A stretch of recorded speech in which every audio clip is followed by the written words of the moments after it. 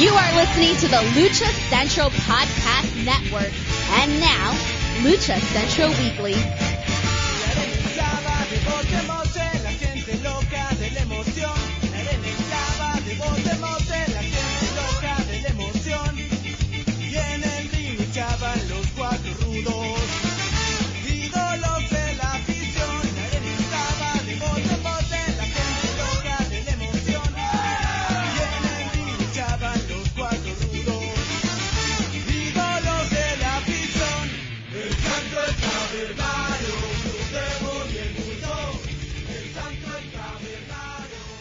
Hello, and welcome to this week's Lucha Central Weekly News Podcast. I am not Miranda Morales. I am Dusty Murphy. And this week I am joined by my co-host, who? That Mr. Brendan Barr. That's who. Hey, how's it going? It's going pretty good. How are you doing? I'm alright. Yeah, so Miranda, of all things, is out making sandwiches. Yeah. So, she's going to kill me for me phrasing it that way. But I feel like we have to elaborate now. But yeah, Miranda and her husband have their own, I don't know that it's necessarily a food truck business, but it's a food pop-up business, the Body Slamwich. And they have a luchador mascot logo guy eating the submarine sandwich.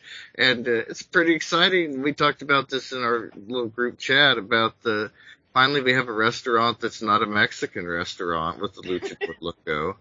Because, there's tons of Mexican restaurants with luchador logos, but not really any that aren't Mexican restaurants or aren't taco places or whatever. It's a common theme.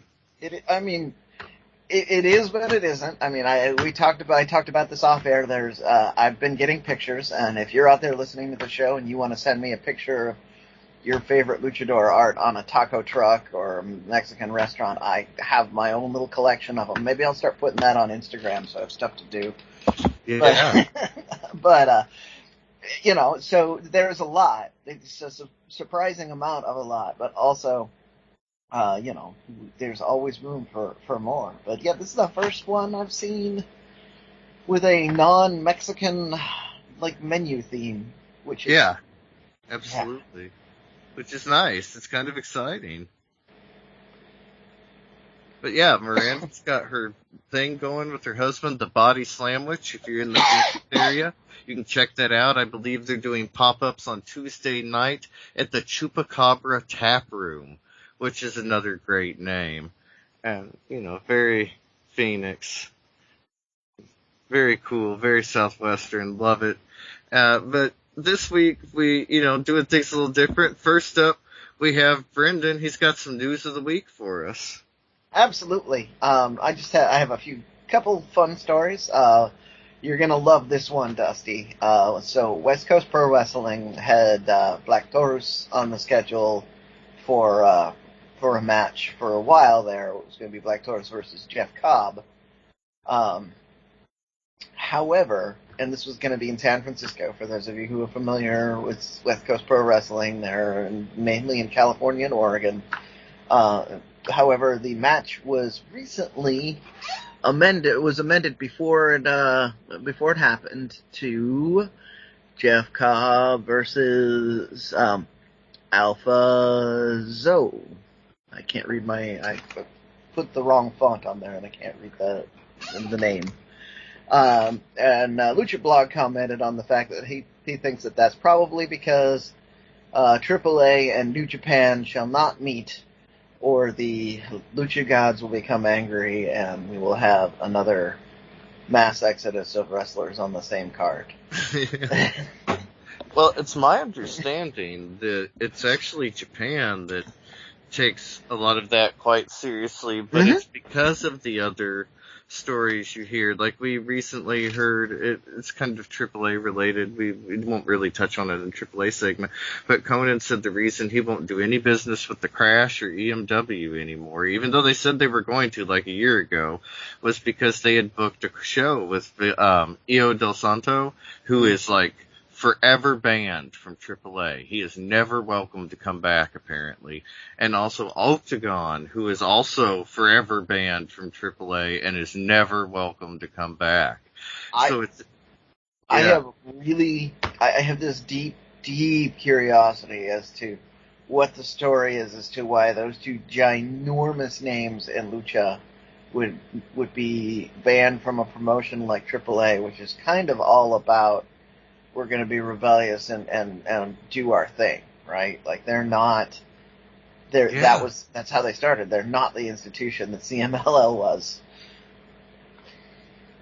Yeah, and it's interesting. Like, I believe the first Io del Santo action figure was made by AAA, like, as part of their Helium line in the 90s. And so, like, they had a long history together, too, which is really interesting, yeah. Yeah, and there's some classic matches. Both of them had great AAA matches. So, yeah, some of them went wrong. But, so I knew that we could talk about the fact that the arrangement still is in place, and yes, to your point, Dusty. Yeah, they take New it Japan very seriously. Takes it very, very seriously. So, well, it's because of stories like that in Mexico. So New Japan tries to show honor and respect by maintaining that same rigidity, but like amplified in a business way. And yeah, no, they have a cultural norm about that, about honoring promises in Japan. Businesses all do business that way. I can't make a blanket statement like that, as I am not in Japan. But reputedly, all businesses are that way. Everything is about your perception in the business places more than anything. You would not see shenanigans like you see in the United States business places in Japan, from everything I have gathered. Yeah, but also in the it's much more serious, culture. Yeah. Sorry. Oh, no worries. We also in a more fun story. Well, I mean that was fun, but in a very different way. They opened a thing that they are calling the Tunnel Arena Mexico. It is basically a small tunnel that runs along one of the walls that houses Arena Mexico in Mexico City. And in there they have luchador-related art. They have what else? Artwork. And officially licensed merchandise. And then little CMLL tidbits on the wall and plaques and stuff, like when they built the arena, who was in the first match, stuff like that. But the main focus of the pitch was that it seemed to be that they want to be able to sell merchandise that is official, because if anybody has ever seen the pictures of the street outside Arena Mexico on any of the fight nights, it is just crammed with vendors trying to sell you everything. Yeah, anything lucha. And almost all of it is bootlegged in some way or another. I still, to this day... Kevin would probably say all of it is bootlegged. He'll tell you anything you buy on eBay is bootlegged. Yes, it's true. To this day, I still remember the sense of pride that Avispa Dorada had when she was down in Mexico and she saw her own mask in front of Arena Mexico. Oh, that's so cool. I mean, that's when you know you made it. Right. That's if you're a rock and roll singer and Weird Al sings your song, if the people in front of Arena Mexico make your mask, you know you made it. Yeah, you know that they think there's a demand for your mask, and they're going to make the mask themselves. Again, the comment that Lucha Blog had on this sort of thing was that CMLL has their fingers in all the official merchandise, so it'll be interesting to see how much the wrestlers are invested in it, or if it's more of a CMLL thing. But even still, like if you're a proper tourist and you want to support CMLL, when you go down there, after taking Turi Lucha's trip, go to the tunnel, buy some CMLL merchandise, and then go outside and buy some knockoffs from the the guys on the street. They need the money too. Yeah. Yeah, that's really cool that they're going to do that. That's a unique opportunity. No other wrestling company is quite as synonymous with a single location, especially, as big of a company as CMLL. So to open their own merchandise and kind of mini museum is pretty cool. Yeah, no, I think it's going to be really cool. I think it could expand more. And I still giggle when you talk about them as being big and then remember all of the talk about, there's these two little companies down in Mexico. Yeah. For those that don't know the reference, the WWE, when they were thinking about expanding down, were attempting to buy either AAA or CMLL as part of their expansion, and that was how it was pitched, allegedly pitched in one of the sales meetings. There's these two little companies, so crazy. Yeah, that routinely sell out every night. You have I think it's a nearly 100-year-old building that they fill, that they can fill 3 days a week. And that was the main reason that deal fell through. CMLL was all for the money up until they're like, no, we don't want the building. And they were like, nope. Yeah. Yeah, they didn't want to. It was Arena Mexico, Arena Puebla, and Arena Coliseo, I think, maybe. And they were like, no, we're not a real estate company. Like, can you imagine? Like, you have such a huge built-in audience, kept this company afloat for over 100 years. Yeah, it just goes back to showing just how much WWE misunderstands the product outside of the United States. Yeah, absolutely. So I'm going to do a little bit of ROH on the Indie Roundup now, so I'm going to switch over to the Indie Roundup. ROH had a bunch of lucha matches on this last week, and they're going to have more. Next week is going to be, the main event is going to be huge. I should have written it down who all's going to be in it, but it's the Lucha Brothers and I believe Commander, and I don't want to say for sure it's Vikingo, but someone in a high elevation. It's going to be a 4-way match, and they're going to be against some guys that I didn't even pay attention to, and I saw the graphic because I'm like, holy cow, we're going to have 4 luchadors in an exhibition match, more or less. So what the heck? So next week will be great. This week, we had a bunch of lucha matches going on. Like in the undercard, you had Diamante versus Teal Piper. That is Roddy Piper's daughter, for those of you that are paying. I mean, they'll tell you like 50 times during the match. It's Roddy Piper's daughter. And you had Serpentico in there. You have one of the other men's matches.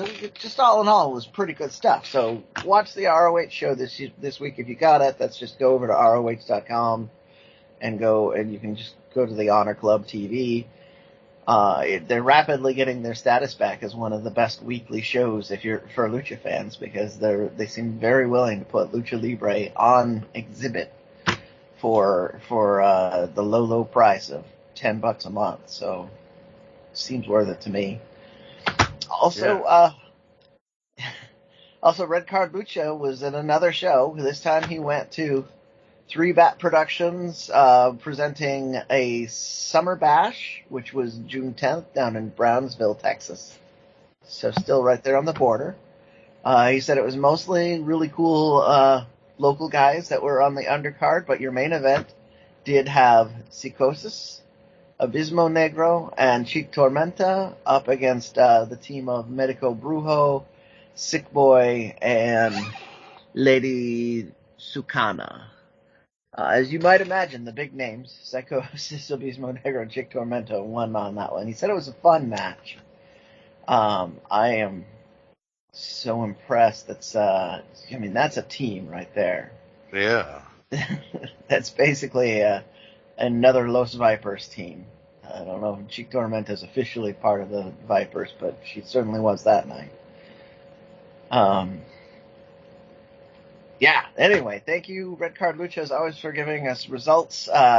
He's going to be on his Instagram. He's going to be uploading footage from the world's largest Lucha Libre mask exhibit, which is coming to his area. So I think he said that'll be going up next week. So follow Red Card Lucha on Instagram, because that is going to be a collection worth looking at. It's not his, obviously, but he's going to get to see it, and he's going to show us some footage of it. So I'm excited. Maybe we can get Dos Hermanos Lucha to look at it, too. Yeah. Very cool.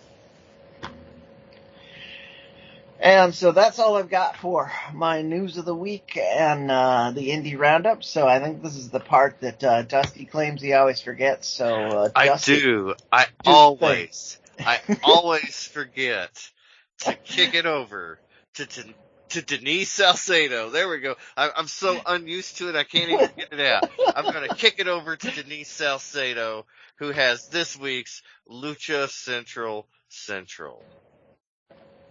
Why should you visit thechairshot.com? Thechairshot.com is your home for hard-hitting reviews, news, opinion, and analysis with attitude. Why? Because you're smarter than the average fan. Thechairshot.com. Always use your head. Hey everyone, it's Denise Salcedo here in Lucha Central with a reminder of where and when to catch all of the great network content this week. Get the full lineup and listen to all of our shows in the podcast network section of luchacentral.com. On Tuesdays, Mass, Mats, and Mayhem takes you inside the world of Lucha Underground as they take you weekly through the series with the benefit of hindsight and the benefit of special guests from the groundbreaking series. Check out the premiere video stream every Tuesday at 2 p.m. Pacific, 5 p.m. Eastern on the Lucha Central YouTube channel and at luchacentral.com. Then listen to it on your favorite podcast platform every Wednesday. Tuesday nights live, it's Wrestle Boss, where Fabi Chulo talks MMA and pro wrestling with special guests and listener call-ins. Visit WrestleBossLive.com Tuesday nights at 7 p.m. Pacific to listen live or call in with questions or download the show on podcast platforms on Wednesdays. Wednesday nights live on Facebook, it's Spanish show La Mesa de los Márgaros, giving you both the news and the chisme from around the lucha world. Special guests and a whole lot of fun make it one of the most talked about shows in Mexico. Thursdays, it's Straight Out of the Bodega with Papo Esco and PWR promoter Gabriel Ramirez, as they have guests from throughout the wrestling world pull up to give an inside look into their careers. From indie standouts to television superstars, each week brings a new name and perspective. On Friday, it's your double dose of Lucha Central Weekly podcast, one in English y el otro en español. Lucha Central Weekly is where you'll find all the top stories of the week, both inside and out of the ring from Mexico and anywhere luchadores are in action across the globe. Be sure to subscribe and follow all your favorite Lucha Central Network series on your favorite podcast platforms, either by their own series name or subscribe to the Lucha Central Podcast Network show pages to get all of the shows in one easy feed. And please consider giving a rating to help more fans find the shows that you love. For now, this is Denise Salcedo signing off from Lucha Central. Have a great week. Lucha-Masks.com by Pro Wrestling Revolution, bringing you, in partnership with Mask Republic, the Lucha Brothers, as well as Japanese legend Ultimo Dragon. Go to lucha-masks.com and fight Lucha Strong with masks from your favorite Lucha legends and Pro Wrestling Revolution luchadores. Stay safe in style and represent your favorite luchador. Get yours now at lucha-masks.com, powered by Pro Wrestling Revolution. All right, welcome back. Big thanks to Denise Salcedo for this week's Lucha Central. But now we've got AAA news. There's actually a lot going on. Some of it's happened over the last, week or so, but it's gotten more interesting in the last few days. So the big headline, Roosh has left AAA. On Saturday, June 10th, Roosh announced on his Facebook page that both he and his father, Bestia 666, had left AAA. Bestia del Ring. Oh, Bestia del Ring. Thank you. Different people. I don't want to confuse the listeners. Yeah, I just had Bestia in my notes. Yep. I'm glad you said that because I just rolled with muscle memory. Bestia del Ring had left AAA, and this, of course, would mean apparently that he's no longer going to appear at the upcoming TripleMania Tijuana event on July 15th. He was supposed to team up in a tag match with LA Park where they were going to face Sam Adonis and Psycho Clown.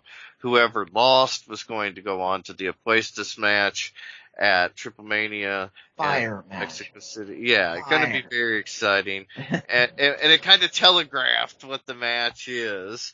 But when Roosh left, he had a message. He challenged LA Park to the Apuestas match, but said he only wanted to do it if it was done by a real promoter or a serious promoter and not through AAA. And so that made things interesting, and it was kind of unclear why Roosh may have left. People kind of speculated maybe it was his booking. He wasn't happy with what he was getting. Other people thought maybe he had left because he was going to be on Forbidden Door. It came out afterwards that he would absolutely not be at Forbidden Door no matter what because the booking was already in place. Tony Khan does not like to deviate. So it's kind of interesting. Rush's departure is a big deal, especially with TripleMania coming up in just a couple weeks, about 3 weeks from now. And if he doesn't return, they're going to need to find a tag team replacement. But Conan came out on this week's, on the most recent Keeping It 100 podcast. He said, this is where it really gets interesting. He said Roosh was just straight up unhappy with his booking in AAA and it wasn't a money matter. And that saying that he and LA Park wanted to bring the Apuestas match to a serious promoter meant that they wanted somebody that was just going to give them crazy money. Like money mark money. They want a shitload of money. Mm-hmm. And he said that for 3 years that Roosh and LA Park had tried to get AAA to put on the match, but the money they wanted for the match wasn't what AAA wanted to pay. And, they just didn't see the money being there for that being the main event of a TripleMania. So hearing that, I understand better the argument. I didn't hear the part about the money before. Yeah, but that makes sense. Yeah. Especially since also in that interview, Conan says that having Roosh on a show is a quarter of his budget. Yeah, literally a quarter of the budget of any show they have him on. So, Roosh gets paid. Yeah. And, he's making money. And so Dorian rolled on. He's trying to get Roosh back. He's talking with them as of right now, recording time on, June the 20th. No alternative plan has yet been announced. And Conan says that it wasn't just a money. Well, it all boils down to money. The LFI had been promised a feud with Nuevo Generational Dinamita. And so they were kind of expecting the paydays from that feud as well. But when Cuatrero, I believe we covered it on the show, he had some domestic violence allegations at one time. Yeah. We just said he went to jail. I didn't go over. Yeah, it was a domestic violence charge. He went to jail, and they kind of thought that he would bond out or whatever and that the feud would pick up. But what nobody really knew until Conan mentioned it on the podcast is that Cuatrero was still in jail. And so they sidelined that whole feud. Roosh and Bestia were just ready to pick it up any time, but there was nothing to pick up. And so the whole situation was more tenuous. They were feeling unused and unappreciated financially. And it seems that, as we mentioned, it cost a lot to book Roosh. And it seems that AAA just did not have the money to do the Apuestas match for their price. Apparently, Tony Khan at AEW wasn't super thrilled at the idea of Roosh losing his hair either. Like, going into all this, he wanted confirmation that wouldn't happen. So that's interesting too. But Conan said that he could hire two or three really good wrestlers that weren't, absolutely, top of the card guys like Roosh for every time he didn't book Roosh. And so it made sense to hire two or three other wrestlers that were less demanding for lesser shows. And Roosh is still on TripleMania. He's still in that kind of main event chase. Yeah. But he believes that Roosh and LA Park are just teasing fans. He doesn't think they'll ever do the Apuestas match, and he doesn't believe they ever have any intention of doing it unless some serious money mark just wants to see it and pulls out the checkbook to get that Apuestas match. And so, in all of this, it seems very unlikely that Roosh and LA Park are going to face off at TripleMania this year. Seems likely they were never intended to make the finals. Sam Adonis versus Psycho Clown was always where it was at. That was kind of the hot pairing and the marquee name. And see, okay, I'm just going to get into this now. I know we weren't necessarily going to do this because you probably have more things for the Tijuana card, but that match was going to be so interesting because neither team wanted to win.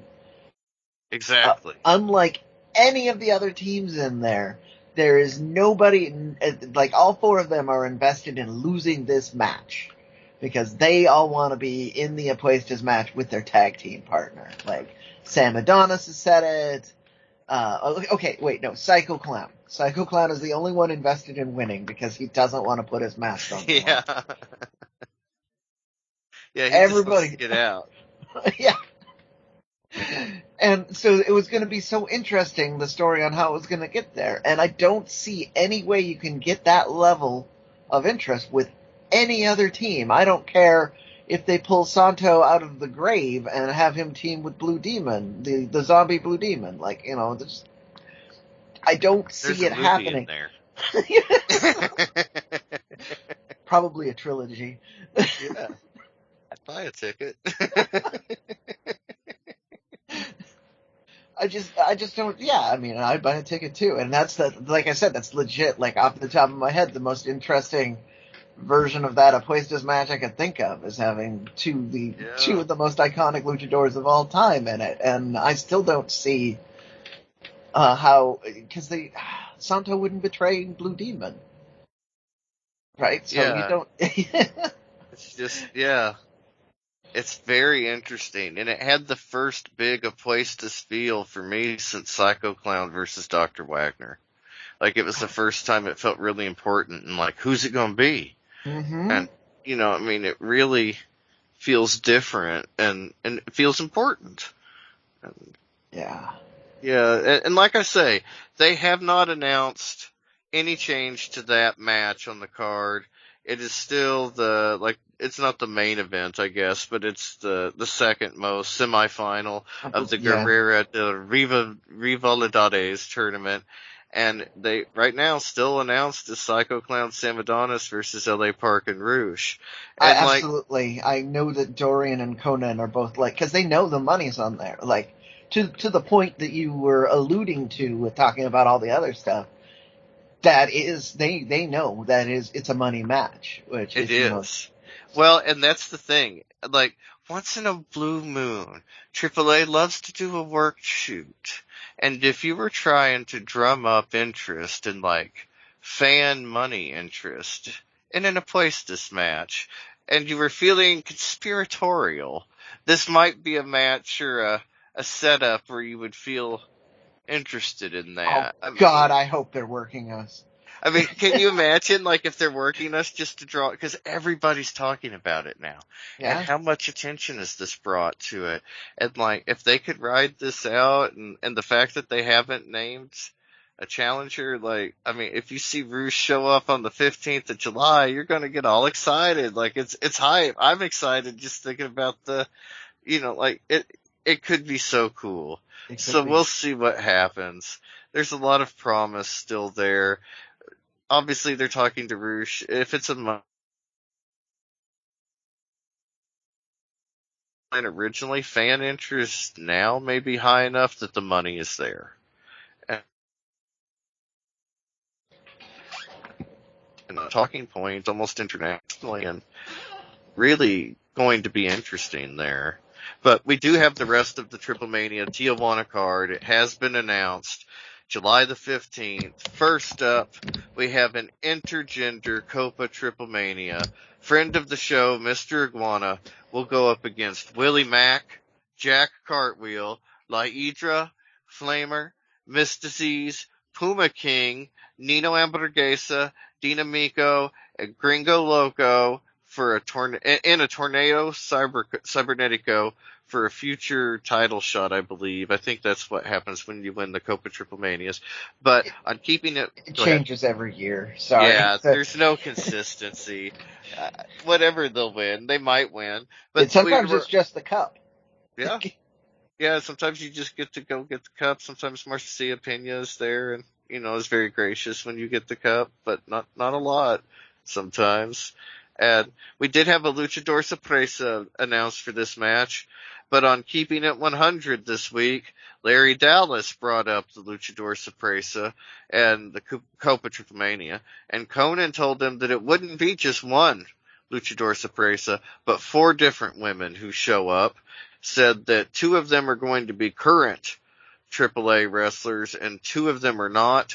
Makes for a lot of interesting possibilities, and we may see some interesting names, but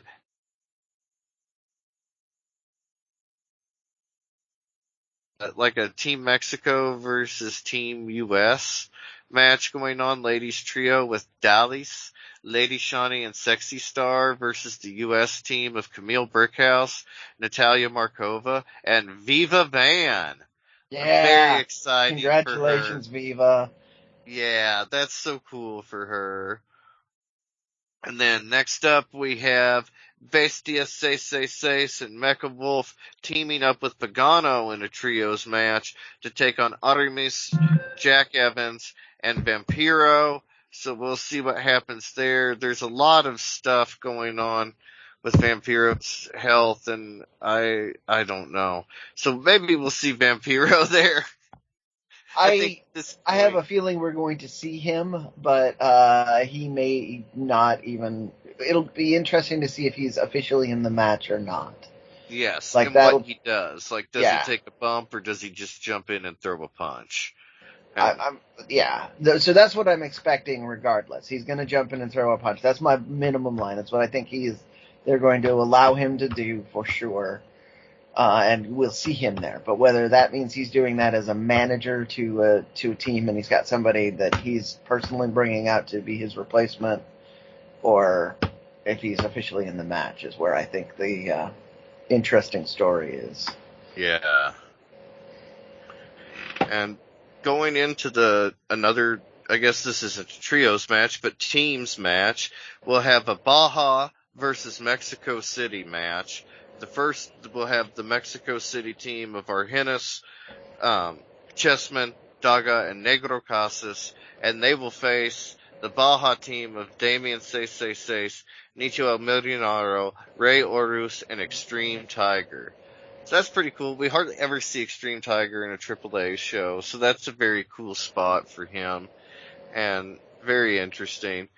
Next up, though, we have, I think, a little more interesting match. We'll discuss it later. But we have Laredo Kid and Pentagon Jr. teaming versus QT Marshall and Taurus. This is going to be an ambulance match. No rules or stipulations have been, released so far about how it's going to work in a tag team context. A lot of times you just get your opponent on the stretcher, push them in the ambulance. But with a tag team, it's a little more interesting. Also, the feuds kind of before this with the Guerrera de Rivals tournament, if you followed it, it's interesting that Penta is not wrestling against Alberto. For whatever reason, they brought in QT Marshall. And so that's a very interesting thing going on too. There was really no feud at all between stuff going on with the booking of Alberto, but bringing in QT Marshall is interesting. He's kind of a heat magnet, and so it's very interesting to see what'll happen there. And to team QT Marshall with Taurus, like, what a bizarre tag team. And really looking forward to this one, actually. I think this is going to be an anything goes match. Just really wild and fun. Again, no stipulations or rules about how the ambulance thing is going to work. So who knows on that? I think the unexpected and all of that is part of what makes Lucha really exciting and really fun. So I'm genuinely looking forward to that. And then next up, as we mentioned, the semifinal of the Guerrera de Rivalidades tournament. Psycho Clown and Sam Adonis were scheduled to team against LA Park and Rouge. There's some room to move somebody in there. Again, Alberto is not wrestling against Penta, so there's always the chance, since he was part of the tournament, they could plug him in. Don't necessarily see that happening. There's also the DMT Azul versus Blue Demon pairing, but money-wise, it didn't seem realistic that it would ever be Blue Demon. That was like the most obvious of the teams eliminated first. It made the most sense, got rid of the most obvious. I liked that, but it's very up in the air. Again, as of recording time, June 20th, very up in the air. It could change by the time you hear this. If it does, we will update you next week. But now, finally, we have our main event. Io Del Vikingo versus Kenny Omega, and the AAA Mega Campeon champion will finally defend his title against Kenny Omega, the former AEW World Champion. This going back, about a year and a half, nearly 2 years now, to when Kenny Omega, he was the belt collector, he had the gimmick, he had gathered all the belts. He was also AAA Mega Campeon champion. I believe he beat Phoenix for the title. And with Phoenix, but it's supposed to be an amazing match with Vikingo that just never happened because Kenny Omega was injured and had to drop all the titles. And this was also when international travel was still quite difficult. And so it just made sense. But now finally we get that title defense. This time, however, Vikingo is champion. Kenny Omega is the challenge. Vikingo's had quite a few successful defenses under his belt. However, he did lose to Kenny Omega on Dynamite. A lot of cool stuff going on there. Very cool. Again, this card will be July the 15th. It's on Fight. I believe it's $20. I can't remember. I don't have the price in my notes. Yeah, it's going to be $20 for the individual, but anybody with any, it's still, you can still get the package deal, which, even though you're missing out on one, it's still cheaper to buy the package deal than it is to buy the two combined. So it's less than $40. I don't remember off the top of my head how much. I think it's $30 for the package. Yeah, that sounds about right. I believe it was only $45 if you bought all three, because I think that's what I paid. But I can't remember. Dusty and I both bought it as soon as we pre-ordered the trio. Ding! I have a question for you now that you've gotten through the whole card, because there was a news story that I was looking at, but I didn't know if we were going to bring it up or not. Is Phoenix on the card? Yeah, that's interesting. He's not on the card as listed. He is a double champion in AAA, and he has not done a lot of work for AAA, and that's been trending on Lucha Twitter for a little defenses. bit. Yeah, 0 defenses. It's been postulated that he had something going on with his visa and just simply wasn't able to get down to Mexico. Mm-hmm. We saw something similar to that happen with Grand Metalik, where he could not get down there, and that's why he's no longer Mascara Dorada. They actually have a new Mascara Dorada in CMLL, the former Panterita Del Ring Jr. But anyway, long story. So he had visa issues, and if he left the United States, he would not be let back in. And so he basically couldn't leave. And so that's why we saw a lot of things like with Republic of Lucha and kind of more local to their area, and that maybe didn't necessarily pay him directly, but paid Penta. Who knows how that works. I don't even want to hypothesize, but things that just made more sense in America and in his local area. And so if it was a visa issue, don't really see him internationally. And as far as I know, he also hasn't. And so the idea that, maybe he can't leave the United States is, pretty realistic. But it's, again, not anything everybody knows. Yeah, that's kind of what is eating it. But I believe it was Puma King showed up on a podcast or an online show, and he brought a birthday cake for the 1-year anniversary of Phoenix being a double champion and never defending either title. But it's ironic that it's Puma King that's making fun of him, because I was going to comment on the fact that we haven't seen Puma King in AEW or AAA in forever either. So when he was put back on the card, I was pleasantly surprised. Yeah, he's really an exciting wrestler, and I enjoy suspect his... it was, I suspect it was the same issues, because he had been working a lot of U.S. dates, so I suspect he couldn't go back to Mexico and work for a little bit. But, yeah, I would suspect the same. Yeah. And I hope this online thing plays out for him in reality, because I found it very entertaining. I enjoy a classic heel like that, and I thought that was pretty funny. Yeah. I mean, really stood out. That's why I love Law and Prisa. Yes. They are a classic heel faction. They do Freebird things. Sam Adonis does, he is just on point with doing all of the... He invited, I believe it was the one of the scoring, the people who scored against Mexico in a World Cup game. He invited a football player or soccer player to come down to TripleMania. And it was the U.S. player who, I believe he scored against Mexico. Yeah. I think it was, he scored either the first or last goal in their kind of big blowout of Mexico. It's like, come on down. Which is fantastic heel move, and it's actually really good at branding. Like, if they can pull this off and get the player down there, get him in the front row, having him pointedly not sitting next to Marcella. Yeah. And then have that going on. They can put that on ESPN and get eyes on their product that nobody will have seen before. It'd be fantastic. And it's just a classic Dick move.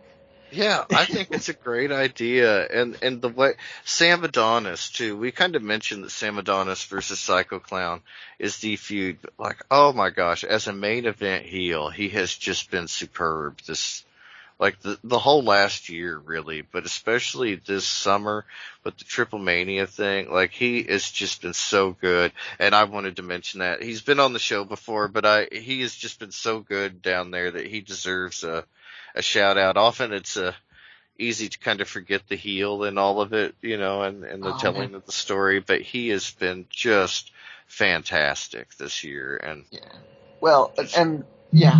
I don't know if he's the one that's doing it, but helping with that. But that whole energy comes to all of Law and Prisa. That's why Puma King made me think of Sam Adonis and where we got there. Like, they get it. They know how to be proper asshole heels. I worry for Sam's health at some times. He never said it in the interview that we did with him, but I'm pretty sure that's why he stopped the Trump gimmick, as he was tired of people pulling knives on him. So yeah, it was serious. People got for real mad. And if you have not seen the reactions, you need to go back and look. It's on YouTube. The Io Del Trump stuff that Sam did was just insane. People were furious. And well, I'm going to start talking now, just in case. So we had that going on with AAA.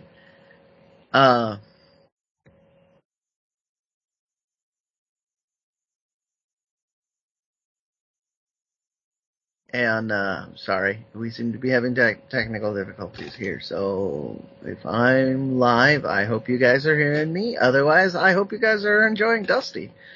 But yeah, there's so much energy and excitement around this TripleMania card.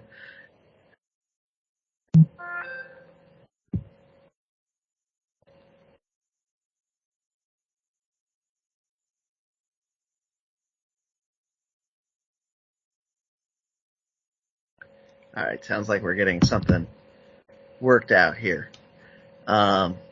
Anyway, I'm going to just stall and say some things for a second here. Hopefully our editor Greg fixes some of these technical issues. Okay, am I with you now? Yes, you're back. Oh, okay. Sorry about that. But yeah, next up we have WWE. We have a lot of exciting stuff going on with them. Dominik was so perfect in everything that he does lately. We got to touch on it. He's going to wrestle Cody Rhodes at Money in the Bank in London. This is going to be one of their biggest shows of the year, maybe one of their biggest shows ever in terms of like live fan, in the crowd, people watching on TV, everything. Like numbers have been up for them. Big show. Cody Rhodes is tied with Seth for the number 2 spot in WWE. He's clearly like the top baby face right now. And to put him against Dominik, that shows a lot of faith that WWE has in Dominik. And for so long, his gimmick, even though it was really good, he was the Rey Mysterio's little bastard son who hates his dad. He did not have anything else really going on. And he was good at that, but I feel he's really superseded that and become like a world-class chicken shit heel, got the real asshole thing going on. Mm-hmm. Yeah, and it's really stopped the story or the questions of when are we going to see the story of Rey versus Dominik. I don't feel like we need that anymore in the same way, or that it's as important, because Dominik is kind of beyond all of that now. Yeah, well, he did. They had to graduate him at some point, and I'm glad they did. They went back and they touched back on it again after we thought it was over. But and now I'm glad that they did that, because that gave us a chance to get that awesome match out of the way. And now, yeah, to your point, they're just thinking about Dom as the chicken shit heel. They're not thinking about him as another Mysterio. Further proof that the WWE sometimes knows exactly how to handle a legacy wrestler. Yeah, well, and that's also interesting for Cody versus Dominik, because they're both second-generation wrestlers. They both had dads that were very famous, maybe the best at what they did, especially for their best of their generation. Yeah. I mean, I apologize to all of the internet out there who's going to tell me Shawn Michaels or somebody else, but no, Rey Mysterio was the best of his generation. I'm sorry. Yeah, he really was. He had the most significant impact on how wrestling changed. Yeah. The 70s and 80s, it really didn't feel like the 90s started until the Luchas and the Cruiserweights started in WCW. It didn't really feel like much of a change from 80s wrestling. We still had the Zodiac and all of that stuff in WCW. I mean, it wasn't much of a change. And then all of a sudden, it was like these little guys showed up, and it was incredible. It was like a breath of fresh air. Yep, and Dusty did the same thing in the 70s. You referenced the 70s already. He was the man that changed what the Mid-South area looked like. And he had some creativity. He was involved in the creative process. He was involved in creating the character. Admittedly, he would not have been the American Dream Dusty Rhodes if he wasn't up against a Ric Flair-like character, or a Nikita Koloff, or, all these other heels that you can Billy think Graham. of. Billy Graham, yeah. Yeah, it took those strong chicken shit heels to make him work. And there's nothing that Cody likes more than cosplaying as his dad in a weird way. And so he wants a really strong chicken shit heel. And the fact that we're seeing Dominik in that spot, and really his first kind of big solo feud in this way, it's really exciting. And he's literally starting at the top of the card with, like this feud, and it's so cool. We've kind of talked about Dominik, and I felt so bad for him at first, especially during the Thunderdome era. Whatever the opposite of charisma is, that's what Dominik had. Like, it was sad. But now he's so good. Like, they just leaned into it, and they pushed all the little things that people didn't like about him until he it was a slow burn. He turned heel, and then he's so perfect. And Rhea Ripley was, so perfect, and she still continues to just do a fantastic job as his muscle. And of course, Triple H, he had China with that muscle and made a career out of being the heel. And so it's very cool that we see that for Dominik. It makes me think there's a lot of important people that see a lot of important, exciting things in Dominik. And again, like I say, forever it was, when's he gonna wrestle Rey Mysterio? Like instantly, as soon as they came out as a tag team, people are already saying, when are they gonna turn on each other? And I feel like nobody ever really mentions that part of it anymore with either Rey or Dominik. Oh. The LWO and the Judgment Day have really become their own things with such strength that we, get to see a lot going on there. Indeed. And mentioning the LWO and Money in the Bank, Santos Escobar won his match. He will be in the Money in the Bank match in London. Very exciting. I don't have the other participants, but I know Ricochet is amongst them for Lucha interest, but that was really the only Lucha relevant. I believe they announced Logan Paul for that, too. Wow. Yeah. Well, he and Ricochet kind of had a memorable moment. I guess you would call it a viral moment where they slingshotted into each other at the Royal Rumble. So to see that continued could actually be pretty. Yes, you're right. Ricochet, Shinsuke Nakamura, Santos Escobar, LA Knight, Butch, Damian Priest, and Logan Paul. That's actually going to be a very exciting match for a ladder match. And then also mentioning Seth Rollins and Judgment Day, we will have a singles match between Seth and Finn Balor for the new WWE World Heavyweight Championship. Yeah. Yeah. I'm excited that they're elevating Santos finally. He's not going to win this one, but I like Finn. Good. Yeah, but he has the feeling that he could. Yeah. And that's really all that matters. And, he's been a top guy, had some Puestas matches and, lost his mask to no less than LA Park. I mean, if you're going to lose to somebody, that's the guy to lose to. He's won a lot of those matches. Yeah. But yeah, know for sure he was the AAA Latin American champion. He was the Lucha Underground Gift of the Gods champion. I mean, he is a champion, so he has that air of legitimacy. But again, it's very unlikely. If I had to guess, I think LA Knight is probably going to win the Money in the Bank match. See, that's where it'll be interesting. For the fans out there that don't watch the WWE very much, look, LA Knight is getting popular in spite of the booking. He's doing a thing like a lot of wrestlers have done in the past few years. The WWE would find a way to beat them down. Cesaro had to leave the WWE before he got his charisma that he had was allowed to flourish.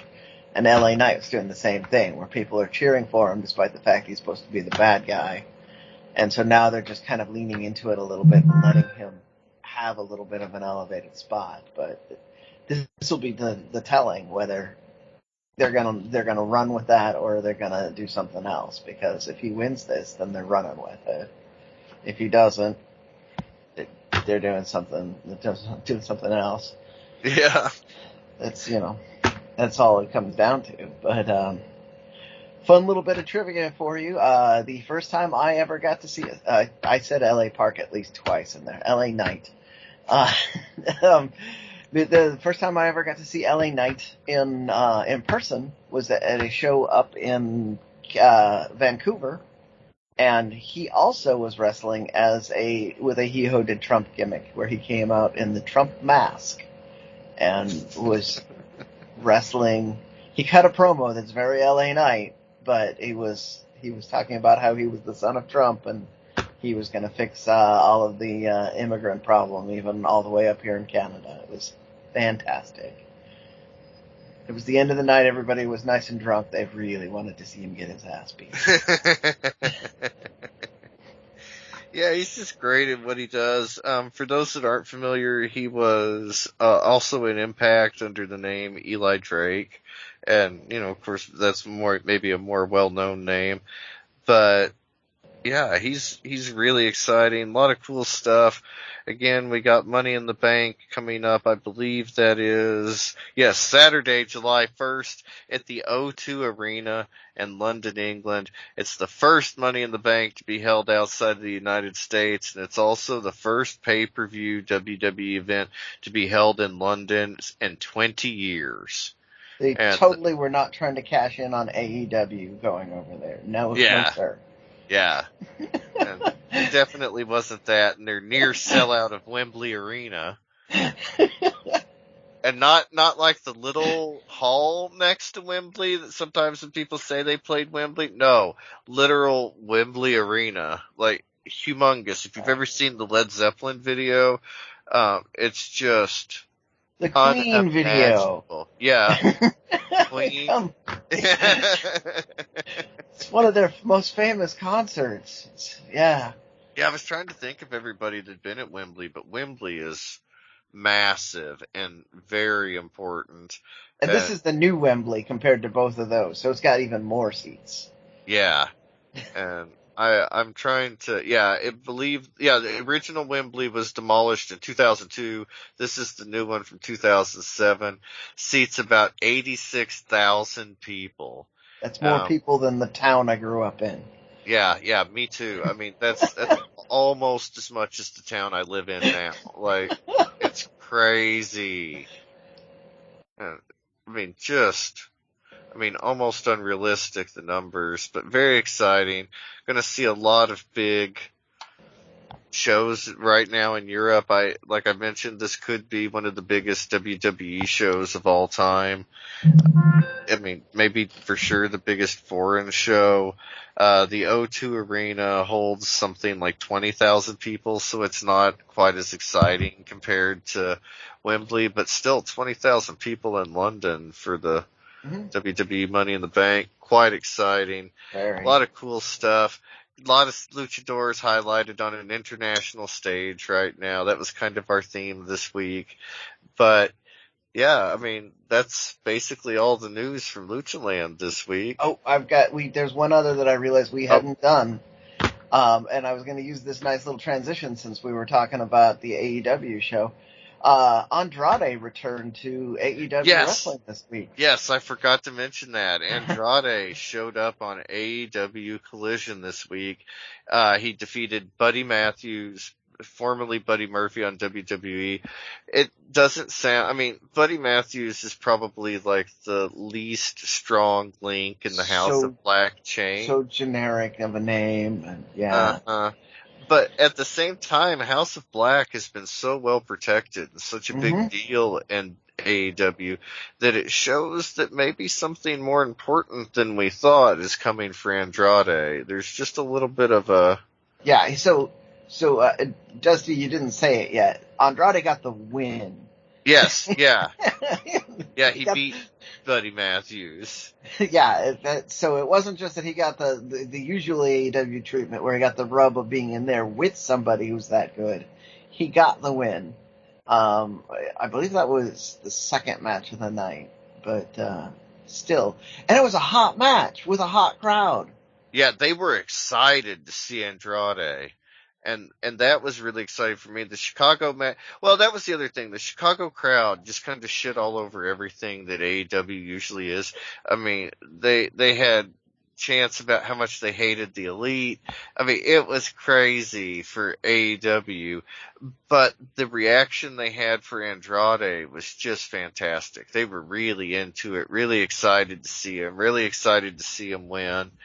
And he finally felt like a big deal again. Like he mentioned, it was just the second match on the show, but it made Andrade feel like a big deal in a way. Like if that had been his debut in AEW, things would be so different now. Yeah, absolutely. And this is kind of a re-debut, so maybe that's what we're getting.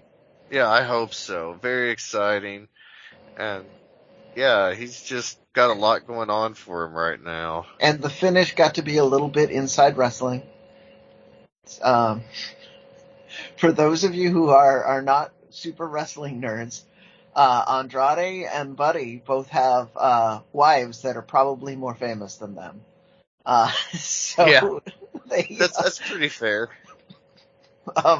Andrade's married to Charlotte, Buddy's married to Rhea Ripley, our partner. I don't know if they're married, but yeah. So they finish. We had a figure eight.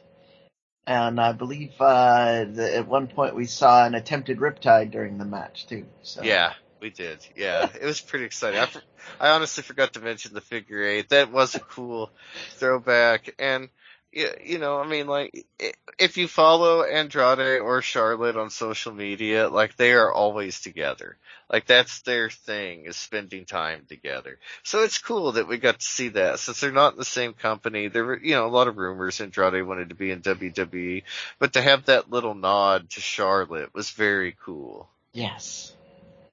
Yeah. Just a quick little anecdote on how much they're always together. When SummerSlam was down in Las Vegas, which is the home of one of our overlords, Ruben, Charlotte was on the card, and Andrade was in town that weekend just to hang out with her. So Ruben got to hang out with Andrade for most of the weekend. It was kind of fun to get just random little pictures because they went backstage and they were doing drinks. There was all kinds of things. There was a signing that happened at the Nerd Bar that Ruben was there with them for. So. Just kind of, but we got the benefit of Charlotte being in Las Vegas because Andrade wanted to go to Las Vegas too, so he figured why not make a little money while he's at it. Yeah, that's very cool. And I don't know if it's true of his signings, but I know all the stuff that he sells online goes to like his dad and his brothers and stuff, so that they can make money too. So that's where a lot of his signing money, I guess, goes, is that like his wrestling money is his money, but his signing money he spreads amongst his people. And that's kind of true of a lot of these guys that are coming to the States. Like the Lucha Bros are sort of an exception, but sort of not. Like they're coming up to make money for the wife and kids. Yeah. But a lot of them are sending money back to their mom or their dad, or like you said, brother or sister, somebody who doesn't have the opportunity to make. I mean. This is life-changing money that TV wrestlers get for people that are just living in the countryside of Mexico. Like, life-changing. So, a lot of these wrestlers are doing that. I'm always happy to hear it and more willing to share it, but just keep that in mind when you guys are at a match and you have the urge to throw money in the ring. Throw an extra $1 or $2 in there, because that's a lot more important to them than you realize. Yeah.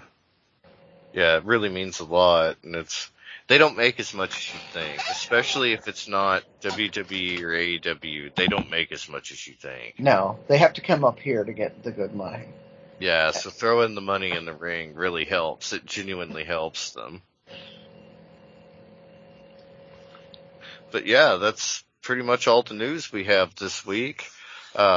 We definitely want to, mention you can download our show at all your most favorite and least favorite podcast platforms, Spreaker, Spotify, Apple Podcasts, everything. And then we do want to give a special shout out to our broadcasting partner, Chairshot Radio. They are my favorite podcast platform, and they carry the show as well. Very cool stuff. Miranda Morales, who is not here this week, she would want me to mention her social media. She is the hashtag Miranda, spelled out, at the hashtag Miranda on Instagram, and hashtag the word spelled out. But Brendan, do you want to tell them about your social media? Yeah, so I am 321 T-shirt guy. That's the numbers 321.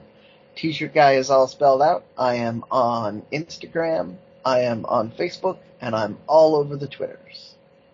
And I am on Instagram at Dusty Murphy, and on Facebook at facebook.com/Dusty Murphy.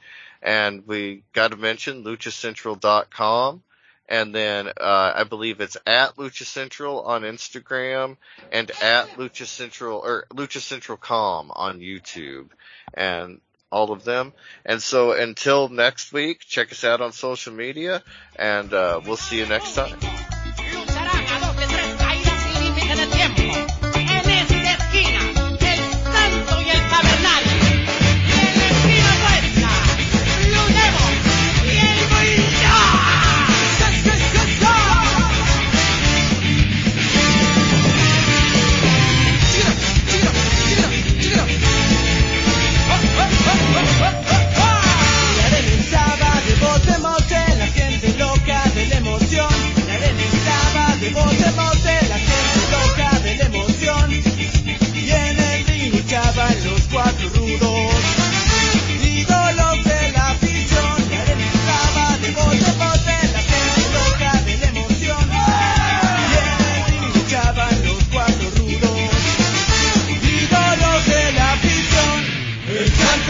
We're